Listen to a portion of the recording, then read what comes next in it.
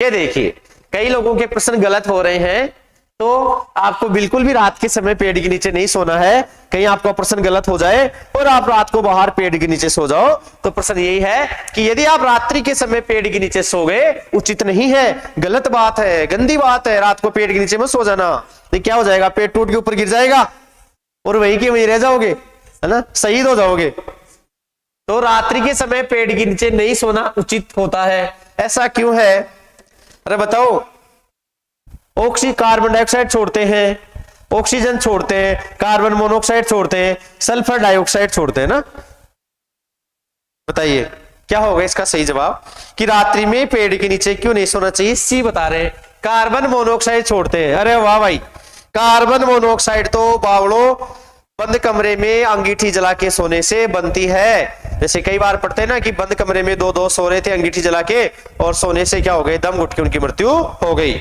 तो जब ऑक्सीजन की कमी आ जाती है तब कार्बन मोनोऑक्साइड बनने लग जाती है। और आपको पता है हमारा जो हीमोग्लोबिन है ये ऑक्सीजन को भी छोड़ देता है, बेवफा हो जाता है जब इसको क्या मिल जाता है, सीओ की बंधुता सर्वाधिक होती है किसके साथ, हीमोग्लोबिन के साथ। दूसरे नंबर पे ऑक्सीजन के साथ, तीसरे नंबर पे CO2 के साथ। इतने दिन तो किसके चिपक रहा था, ऑक्सीजन के, लेकिन गलती से इसको कौन मिल गई, कार्बन मोनोऑक्साइड। तो किससे नाराज हो जाएगा, ऑक्सीजन से। किससे जुड़ जाएगा, CO से। CO से जुड़कर क्या कर देगा, कार्बोनिल हीमोग्लोबिन बना देगा। क्या बना देगा, कार्बोनिल हीमोग्लोबिन बना देगा। और यदि कार्बोनिल हीमोग्लोबिन बन गया तो ये हमारे शरीर में फैलेगा, जिससे दम घुटने से क्या हो जाएगी, मृत्यु हो जाएगी। और आपको पता है कार्बन मोनोऑक्साइड को दम बंद कमरे में मारने वाली गैस, मीठी नींद में मारने वाली गैस भी कहा जाता है। तो आपको ध्यान रखना है, कार्बन मोनोऑक्साइड नहीं छोड़ते हैं। क्या छोड़ते हैं,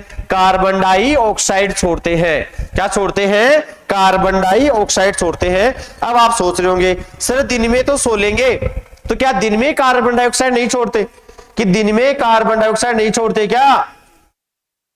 हाँ तो बताओ दिन में कहां चली जाती है कार्बन डाइऑक्साइड, रात में क्यों नहीं सोना चाहिए, है ना। रात को ऐसे नहीं सोना चाहिए, बाहर क्या पता कोई भूतनी बात नहीं आ जाए, है ना। तो पेड़ के आपके ऊपर पेड़ को पटक दे तो आप वहीं शहीद हो जाओ ना।